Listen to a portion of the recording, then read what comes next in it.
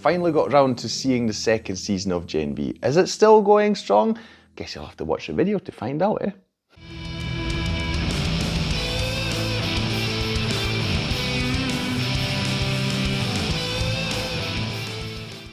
Hi, my name's Drew and welcome to another review video on Flying Wiener. Now, it's not really a secret that I am a fan of The Boys. I've read the comics, the books. I've also watched all of The Boys up until now, and I really like the first season of Gen V. So obviously I was going to watch the second one, also because it does have a lot of intertwining elements with The Boys actually. So, you know, if you want to be up to date and maybe get a sort of preview of what's going to happen in the next season of The Boys, then it obviously helps to watch Gen V. Now, if you're not familiar, they had a bit of a big problem with the second second season of Gen V, because unfortunately, I think it was even as they were filming it, I think Chance Perdomo, who was very prominent in the first season, he unfortunately passed away, which is a real shame. Not only was he a young guy, but I really liked him, not only in this, but also in the Chilling Adventures of Sabrina, which wasn't the best series around, but I always really enjoyed his character.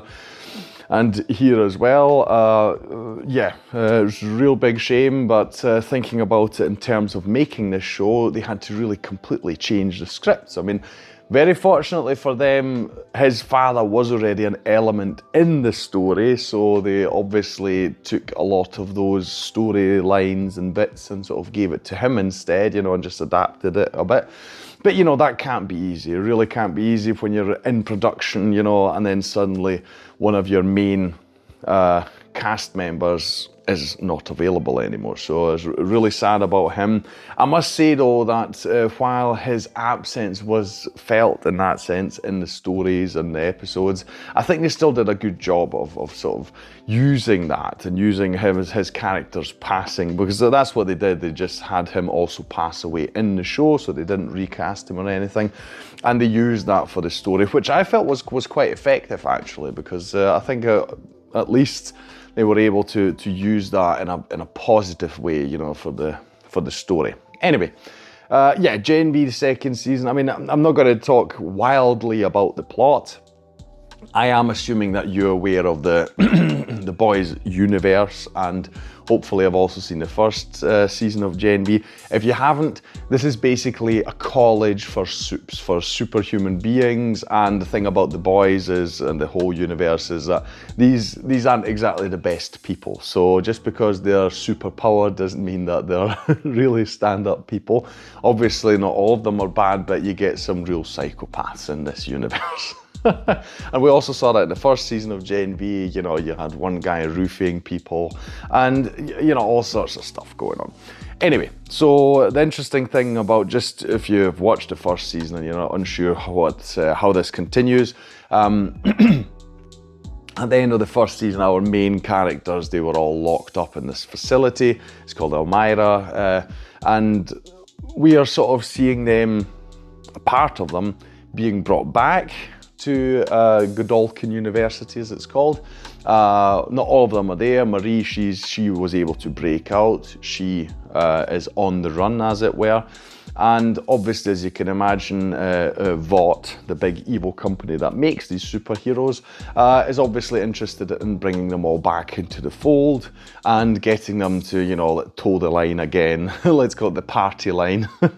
Because basically, everyone who tries to stray from the typical Vought talking points and you know, all these kind of things, is very unwelcome, let's put it that way. Yes.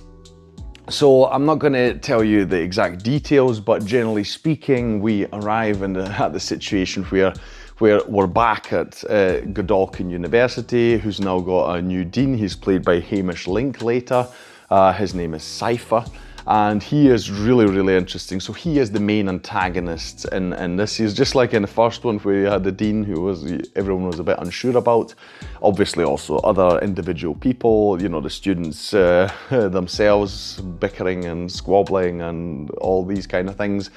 Here we have it in a different way though. It's not just a copy and paste from the first season.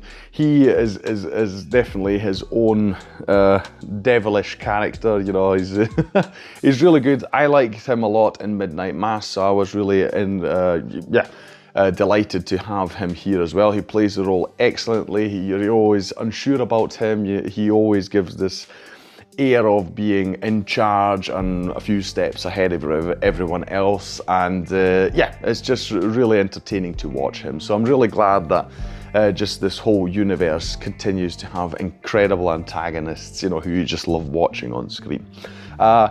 Like I said, we have Chance Perdomo not being there anymore, unfortunately. I feel that the rest of the cast still does a very good job of really maintaining this group, the stability, you know, this core of actors. They really carry everything really well. I still enjoy all the dynamics between all of them. I think it's really cool, it's creative what they do. The Boys is known for being very gross with all their stuff, and it's all either partially very gory, it's all a bit sexual, etc. That continues if you're like, oh, you know, have they gone woke or not? You know, have they stopped doing this stuff? No, they haven't. They've got things in here.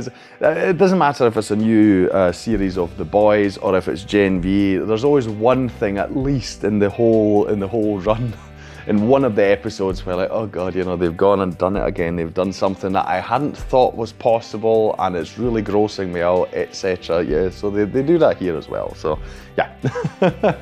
No, I'm still really happy with it, especially with, we do have certainly a lot of into this. I feel even more than the first one, but I mean, it's been a while since I watched the first season of Gen V, so I can't quite remember, but I feel like this one intertwines even more with our main story in The Boys, so it's going to be really interesting seeing yeah, that come out, the 5th season, which is also the last one of The Boys. It'll be really interesting to see how they wrap that up and how maybe, or I think most definitely, characters from Gen V will pop up there as well. Yeah, I still like the whole thing quite a lot. I think it's really fun, also because, I mean, you've got ongoing commentary just about our society and things, and especially corporate things, but yeah, just how people interact and stuff online, you know, social media, all these things.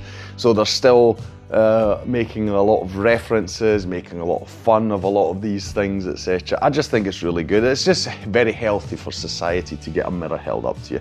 And I keep saying it's so strange that it's, of all companies, it's Amazon Prime that is giving us The Boys in this whole universe, when they are actually parodying a lot of things that, you know, you can accuse Amazon of being, etc. So it's really interesting to me. That's the one good thing I'll say. You know, they've given us The Boys and all this stuff, so okay.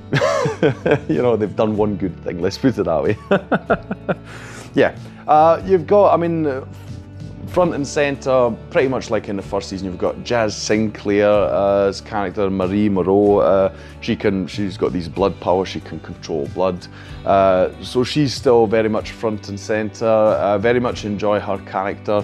Yeah.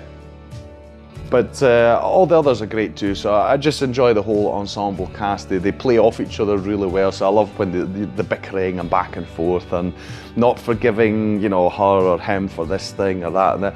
It's just a lot of fun, the whole thing. I just love all the character interactions, all the superpowered stuff is fun as well.